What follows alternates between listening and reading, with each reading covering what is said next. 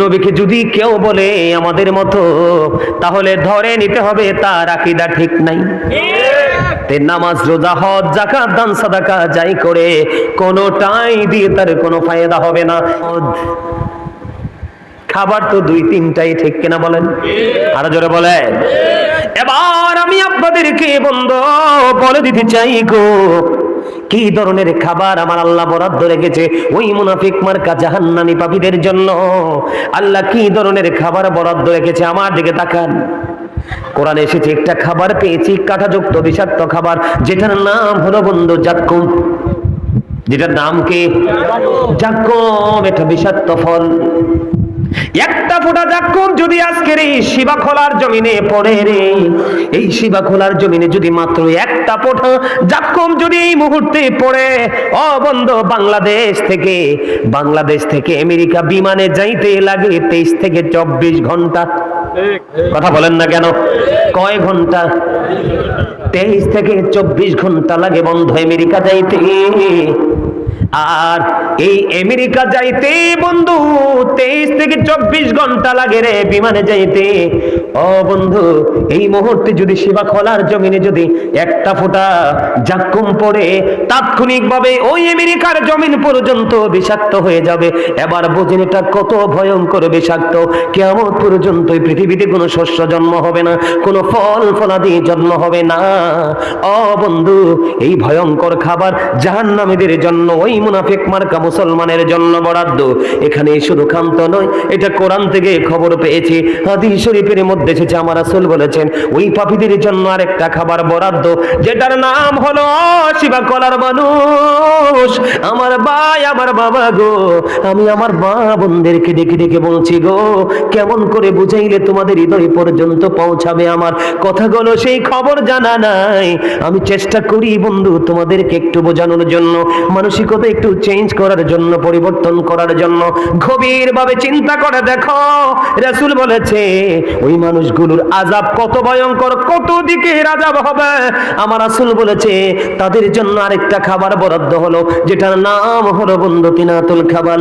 ইয়া রাসূলুল্লাহ, ইয়া হাবিবাল্লাহ, নবী গো, ও প্রাণের নবী, তিনাতুল খাবালটা কি? ইয়া রাসূলুল্লাহ, আমার রাসূল বলেছে তিনাতুল খাবালটা হলো আরেকটা জাহান্নামীর নিংড়ানো রক্তপুঞ্জ।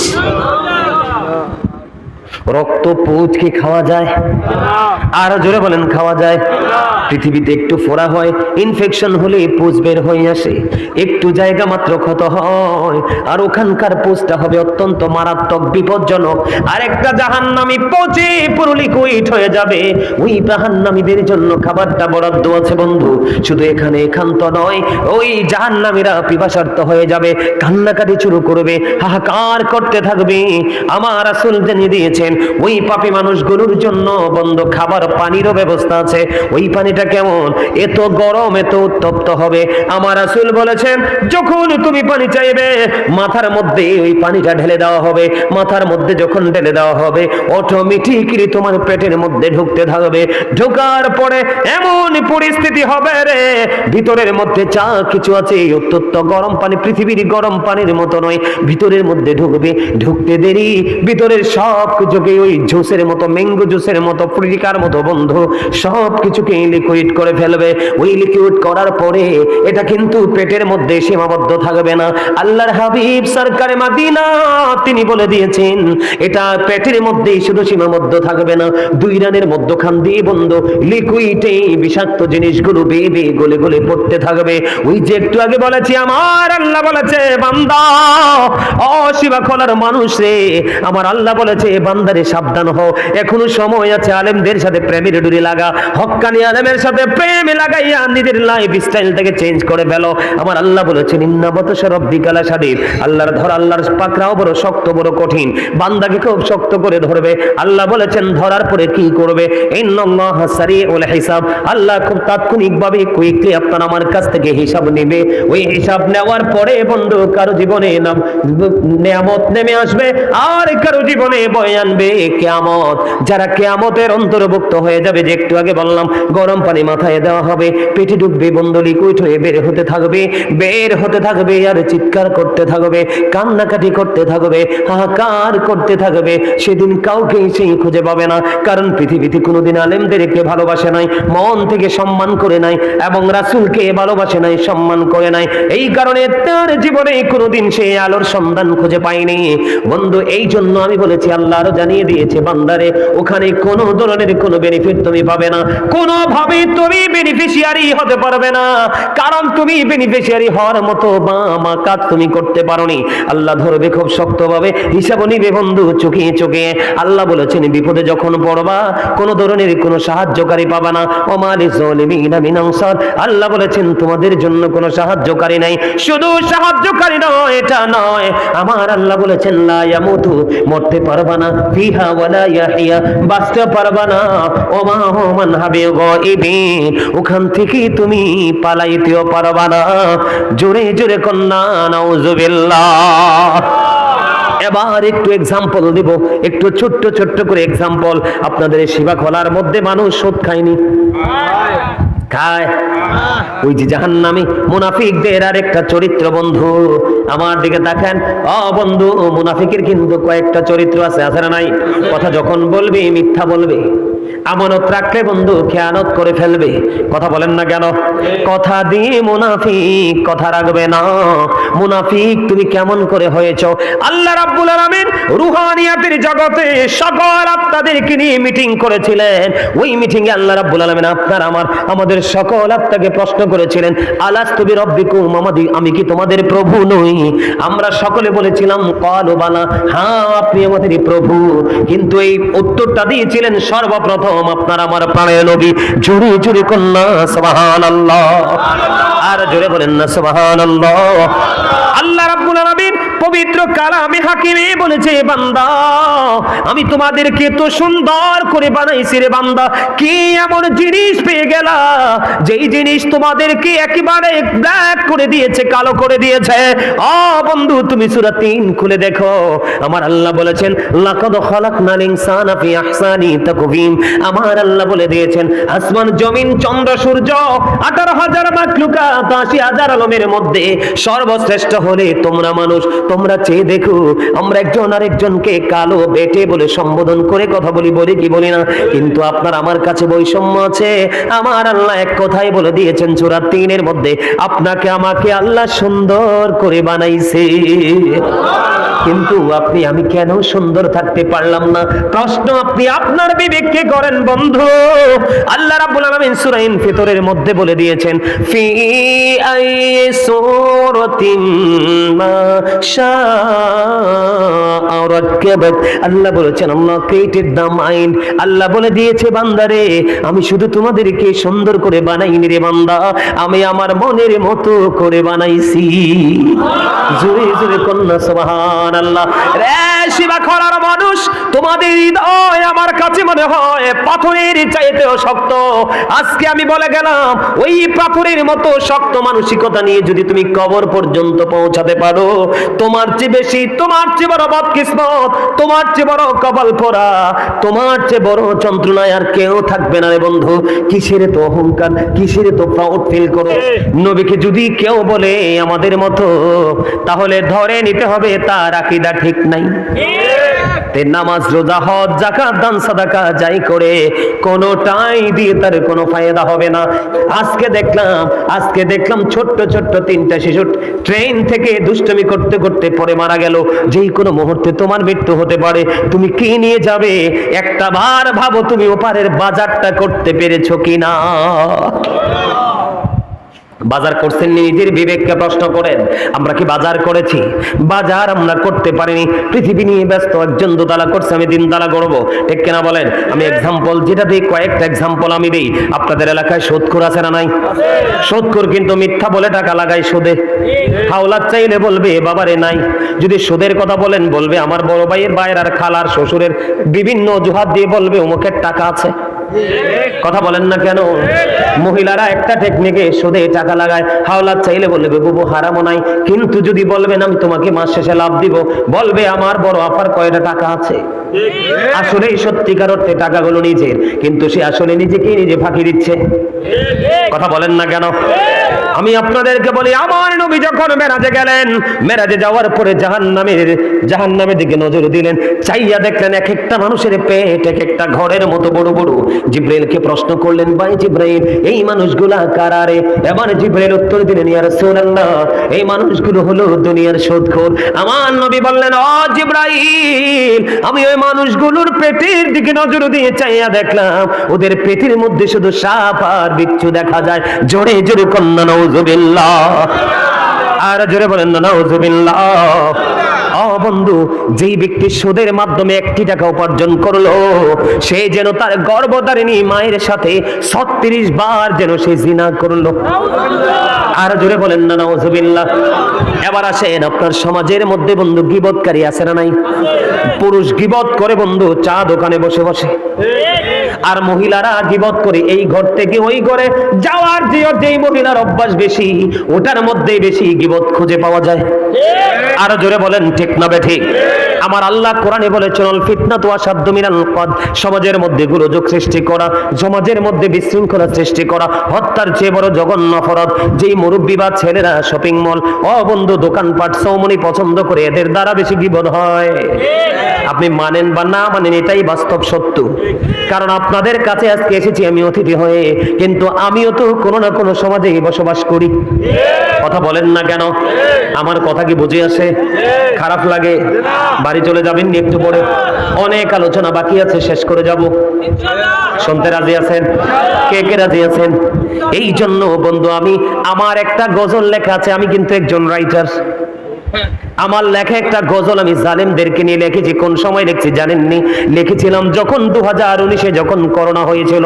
করোনা কালে আমি দেখেছিলাম এই পৃথিবীর জালেমদের কত নির্দয় পাষাণ, মানুষগুলোর কত নির্মম আচরণ। বলে হুজুর কেমন? বাসার মালিকগুলো ভাড়াটিয়াকে ভাড়া মাফ করে নাই। কথা বলেন না কেন? অথচ তুমি যেমন গৃহবন্দী, ওই ভাড়াটিয়াও গৃহবন্দী। তোমার তো বাড়ি আছে, তার তো ঘরও নাই। কথা বলেন না কেন? তখন আমি একটা গজল লিখেছিলাম, একটু গে শোনাবো। আপনারা পারলে আমার সাথে একটুখানি গাইবেন। ওয়াজটার সাথে সাথে আমার লেখা গজলটা একটুখানি মনে পড়ে গেল, গাইবনি?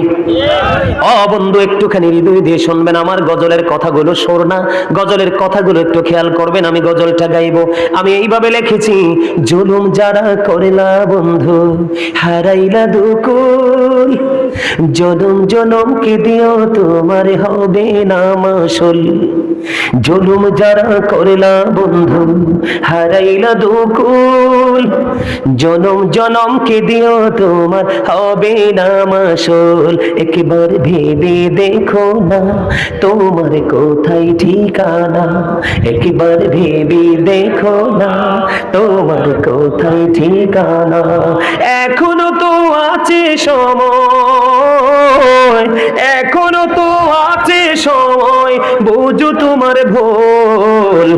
জনম জনম কি দিও তোমার হবে না মাসুল। বলেন জুলুম যারা করেলা বন্ধু, হারাইলা দোকল, জনম জনম কি দিও তোমার হবে না মাসুল। বৃষ্টি যখন আসে বন্ধু, শীতল মরুভূমি, তওবা করো ক্ষমা পাবে বলে গেলাম আমি। বৃষ্টি যখন আসে বন্ধু, শীতল মরুভূমি, তওবা করো ক্ষমা পাবে বলে গেলাম আমি। তোমার জীবনে মোহনা কোথায় সে তো জানো না, তোমার জীবনে মোহনা কোথায় সে তো জানো না। ক্ষমা যদি না পাও বন্ধু,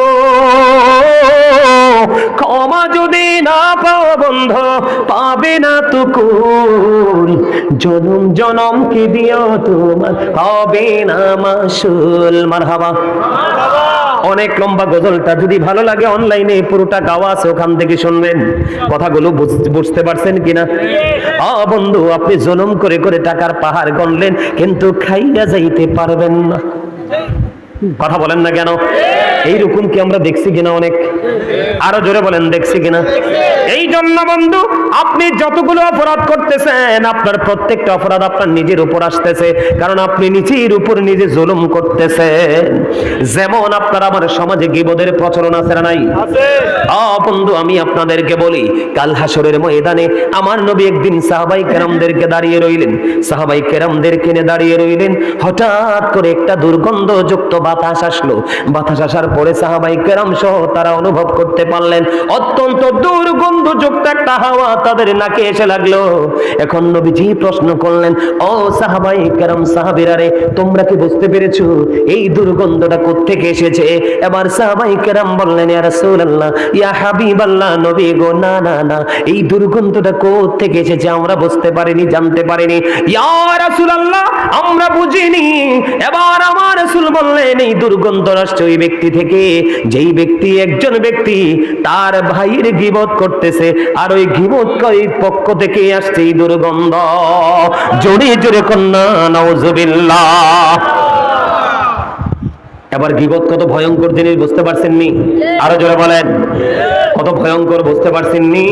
বন্ধুরে আমার, এখানে শুধু ক্ষান্ত নয়, এখানে শুধু ক্ষান্ত নয়, আমার রাসূল বলেছে হাদিস শরীফের মধ্যে এসেছে, কাল হাসরের ময়দানে গীবত যিনি করেছেন, যার গীবত করেছেন, তাকে তার সামনে তুলে ধরবে। কি করবে?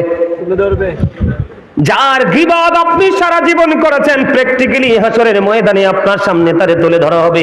ধরার পরে নবীজি আল্লাহ রাব্বুল আলামিন বলবে, এই মানুষটার গোশত তুমি খেতে থাকবা, এদিন কিন্তু গুন্ডামি করার কোনো সুযোগ নাই। ও বন্ধু, তুমি জীবনভর গীবত করেছো, এই গীবত করার কারণে তোমার জন্য এই সাজাটা বরাদ্দ, তার গোশত খেতে থাকো। তখন এই গীবতকারী ওই ব্যক্তিটার গোশত কামড়ে কামড়ে খেতে থাকবে, আর মুখটাকে ভেঙচাতে থাকবে, চিৎকার করতে থাকবে, হাহাকার করতে থাকবে, কিন্তু কোনোভাবে ওখান থেকে পরিত্রাণ মিলবে না। জোরে জোরে কন্যা নাউজুবিল্লাহ।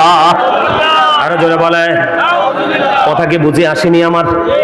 এমনি করে করে প্রত্যেকটা সেক্টর আপনার এমন হয়ে যাবে, যেই যেই কর্ম করবেন সেই কর্মের উপরে সাজা হবে। বন্ধু, এখন আপনারা আসেন, বলে হুজুর সারা জীবন এইগুলো করেছি, এখন এখান থেকে বাঁচতে চাই।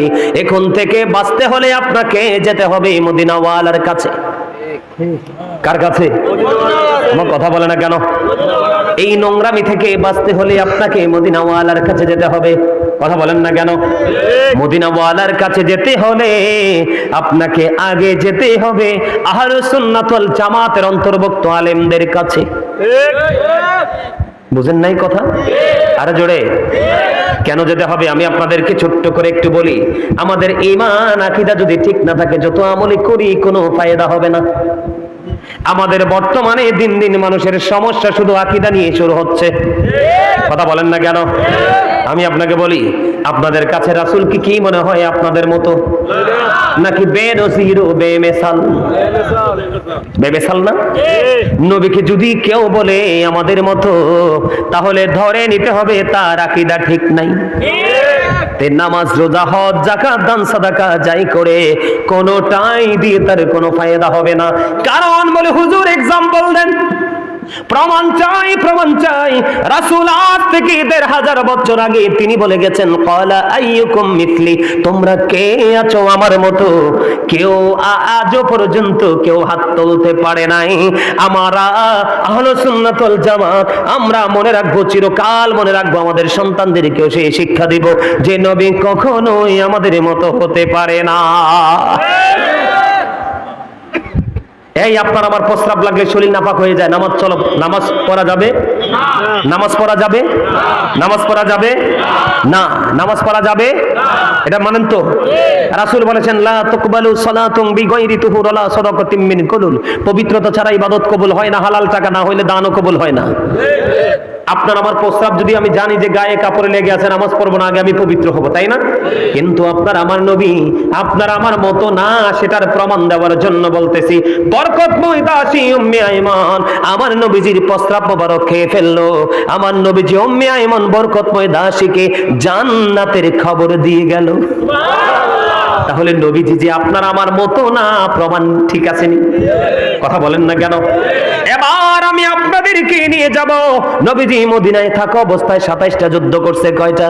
সবচেয়ে বড় যুদ্ধ হলো বন্ধু উহুদের যুদ্ধ। কিসের যুদ্ধ? সবচেয়ে বড় যুদ্ধ হলো উহুদের যুদ্ধ। ওই উহুদের ময়দানে নবীজির যখন দান মোবারক শহীদ হয়ে গেল, হযরতে মালিক বিন সিনান দেখে সহ্য করতে পারলো না। মালিক বিন সিনান দৌড়ে চলে গেল, নবীজির রক্ত মোবারক খাইতে শুরু করলো। নবীজি বললেন, রে মালিক বিন সিনান, রক্ত বক্ষণ করো না, জমিনে ফেলে দাও। মালিক বিন সিনান বললেন, ইয়া রাসূলুল্লাহ, আল্লাহর ইজ্জতের কসম করে বলছি, আপনার একটা ফোঁটা রক্ত আমি উহুদের জমিনে পড়তে দিব না। এই কথা বলে বলে নবীজি রক্ত মোবারক খাইতে থাকলেন। সর্বশেষ রক্তের ফোঁটা যখন শেষ হয়ে গেল, আমার নবীজি মালিক বিন সিনানকে কেন্দ্র করে বলেন, রে গোটা পৃথিবীর আমার উম্মত, তোমরা শুনে রাখো, দুনিয়ায় যদি কোনো জান্নাতি মানুষ দেখতে চাও, তাহলে এই মালিক বিন সিনানকে দেখে নাও। শুধু নবীর প্রেমে, নবীর রক্ত মোবারক খাওয়ার কারণে। কিন্তু আপনার আমার রক্ত খাওয়া হারাম। আমার নবী রক্ত ভক্ষণ করার কারণে দুনিয়ায় জান্নাতের সনদ পেয়েছে। নবীজি যে আমাদের মতো না, সেটা বোঝা গেল কিনা? এই জীবনে কেউ যদি বলে নবী আমাদের মতো, বিশ্বাস করবেননি? আমি আপনাদেরকে এক্সাম্পল দেই বন্ধু। আপনি আমি মাঠে গেলে অনেকে হিট স্ট্রোকে মারা যায়। আমার নবীজি যখন মা খাদিজার ব্যবসা নিয়ে যখন সিরিয়ার উদ্দেশ্যে রওনা দিলেন, সিরিয়ার পার্শ্ববর্তী সীমান্তবর্তী শহর বসরায় চলে গেল। মরা গাছের উপর ডালে শিখরে যখন বসলো, বসতে দেরি রে, সঙ্গে সঙ্গে বন্ধু ওই মরা গাছে ডালপালা পাতা গজি সবুজ শ্যামল রূপে রূপান্তরিত হয়ে গেল। পাশে ছিল এক বন্ধু খ্রিস্টান পাদ্রী। জানতে পারলেন ওই মেসেজটা। জানার পরে ওই খ্রিস্টান পাদ্রী বললেন, এটা পৃথিবীর অন্য কেউ নয় রে, মনে হয় পৃথিবীতে শিশু নবী আল্লাহর প্রিয় হাবিব মনে হয়ে এসেছে। এবার তিনি এসে দেখলেন সত্যি ওনার চেহারা দেখে, মোবারক দেখে বুঝতে পারলেন এটা যে আল্লাহর প্রিয় হাবিব। বললেন, তোমরা তাড়াতাড়ি করে এখান থেকে ওনাকে নিয়ে চলে যাও, না হয় বেঈমানেরা ওনাকে হত্যা করে ফেলবে। আমার মূল আপনাদেরকে বোঝানোর জায়গাটা হলো, মরা গাছের নিচে বসার সাথে সাথে গাছ জিন্দা হয়ে গেল। আর আপনি আমি যদি পানি দিয়েও চৈত্র মাসে বাঁচাই রাখতে পারি না, তাহলে নবী যে আমাদের মতো না, বোঝা যায় কিনা? আরো জোরে বলেন না, বোঝা যায় কিনা? যখন আমার নবী সিরিয়ার উদ্দেশ্যে যখন রওনা হয়ে গেল বন্ধু, মাইশারা খুজাইমা বলেছে মা খাদিজার কাছে এসে, খাদিজারে, ও খাদিজা, কি দেখলাম রে, নবী মুহাম্মদ যখন ওই সিরিয়ার উদ্দেশ্যে যখন রওনা দিল, ওই নবী মুহাম্মদের দিকে নজর দিয়ে চাইয়া দেখলাম আমাদের গায়ে খোলা ঘাসে রৌদ্রগুলো লাগতেছে, কিন্তু নবী মুহাম্মদ যেদিকে যায় ওই মেঘমালা নবী মুহাম্মদকে ছায়া দিতেই থাকে। আরো জোরে কন্যা সুবহানাল্লাহ, আরো জোরে বলুন না সুবহানাল্লাহ। বন্ধুরে আমার, তাহলে কি বোঝা যায়? আপনি আমি ছাতা দিয়া, ছাদ দিয়া, ঘর দিয়াও থাকতে পারি না, কিন্তু আমার নবীকে মেঘমালা ছায়া দে, এতে বোঝা যায় নবী দুনিয়ার মানুষের মতো নয়, নবী নবীর মতোই। ঠিক কিনা বলেন? আরো জোরে। আমার কথা আপনাদের বুঝে আসেনি? সবার বুঝে আসে? ভালো লাগেনি? শুনতে মন চাইনি? নবীর কথার মধ্যে কত যে মধু, এই কথাই যে কত জাদু, এটা একমাত্র প্রেমিক ছাড়া আর কেউ কোনোদিন বুঝতে পারবে না। কথা বলেন ঠিক না ঠিক? তাহলে নবীজি আমাদের মতো, আমাদের মতো, এটা আমরা বিশ্বাস রাখবো তো? এবার আপনাদেরকে বলি আকীদার বিষয়, আকীদার বিষয়। আপনারা কি মিলাদের পক্ষে না বিপক্ষে? মিলাদ জান্নাতি দলের নমুনা। মিলাদ আল্লাহ বলেছেন, কুল বিফাদলিল্লাহি ওয়া বিরহমাতিহি ফাবিযালিকা ফালইফরাহু হুয়া খায়রুম মিম্মা ইয়াজমাউন। আল্লাহ বলতে, হাবিব আপনি বলে দেন, আমরা যে আল্লাহর পক্ষ থেকে নিয়ামত পাইছি, আল্লাহর ফজল পাইছি, সেটা পেয়ে আমরা যেন আনন্দ উৎসব করি। আল্লাহ বলেছেন, ফালইফরাহু, তোমরা আনন্দ উৎসব করো, হুয়া খায়রুম মিম্মা ইয়াজমাউন, এটা তোমাদের পুঁজি করা সম্পদ চাইতে উত্তম। আরো জোরে কন্যা সুবহানাল্লাহ, আরেকটু মহব্বতে, আরো জোরে। মিলাদের পক্ষে থাকবেন, আকীদা সহিহ। কথা কন না কেন? আল মিলাদের বিরোধিতা করলে এটা বদ আকীদার লোক। কথা কি বুঝে আইছে আপনারা? সমস্যা তো, কথা বলেন কেন? শোনেন কি কই? আপনি না জানেন, ওনারা তো জানেন এগুলো। মিলাদ পড়ার কথা বলছে কে? আল্লাহ। ওমা, কথা কয় না। এখন যারা বেদাত ফতুয়া দেয় তাদের আকীদা ঠিক আছে নি? মিলাদে আমরা দুরূদ পড়ি, কি করি? কোরআন তেলাওয়াত করি, জিকির করি, নবীজিকে দাঁড়ায় সালাম দেই। সালামের পক্ষে না বিপক্ষে? নবীজির মিলাদের সাকিয়ামের পক্ষে আমরা। এটা হচ্ছে আমরা আহলে সুন্নাত ওয়াল জামাতকে চিনার উপায়। কথা বলেন না কেন? অয়ন কয় দাঁড়াইয়া নবীজিরে সালাম দেওয়া বলে বেদাত। আচ্ছা আপনারা বলেন, মেম্বার চেয়ারম্যান আলী দাঁড়াই যা, তখন দি দলিল দেন না? আমার নবীর ক্ষেত্রে ফতুয়া দেন, ব্যাপার কি? এই সূরা ফাতির 9 নম্বর আয়াত খুলে দেখেন, আল্লাহ বলেছেন ওয়াতুআযিরহু ওয়া তুওয়াক্কিরহু। আল্লাহ বলেছেন help him and respect him. তোমরা আমার হাবিবকে সাহায্য করো এবং সম্মান করো। আমরা নবীজিকে দাঁড়িয়েছি, সালাম দিয়েছি, জাস্ট সম্মান করেছি। অনারেবল পারসন, উনি আল্লাহর প্রিয় হাবিব, ওনাকে আমরা অনার করেছি। ঠিক কিনা বলেন? এটার পক্ষে তো? এটার পক্ষে থাকবে নাকি আকীদা ঠিক থাকবে? দুরূদ পড়লে লাভ না লস? যেই ব্যক্তি প্রতিদিন 1000 বার নবীকে ভালোবেসে দুরূদ পড়বে, নবীজি বলেছেন দাইলামি শরীফের হাদিস, সে জান্নাত না দেখা পর্যন্ত মরণ হবে না। আমরা তো মিলাদে দুরূদ পড়ি। আপনার বাবারও ক্ষমতা নেই এটাকে বেদাত ফতুয়া দেওয়ার। দূর দূর থেকে অনেক কিছুই বলা যায়, কিন্তু মুখামুখি এসে কথা বললে বলতে পারবো যে বীর পুরুষ। কথা বলেন না কেন? এটা আকীদার ব্যাপার। আরো জোরে। জুমার দিনে যে 80 বার নবীকে ভালোবেসে দুরূদ পড়বে, নবী বলছে তোমার 80 বছরের সগীরা গুনাহ আমার আল্লাহ খুশি হয়ে মাফ করে দিবে। তো আমরা তো মিলাদে দুরূদ দিয়ে শুরু করি। আগে প্রথমে কোরআন তেলাওয়াত, তারপরে দুরূদ, তারপরে জিকির। জিকিরের ওয়াজ একটু আগে করলাম না? আল্লাহ কি বলেছেন? রিমেম্বার মি দেন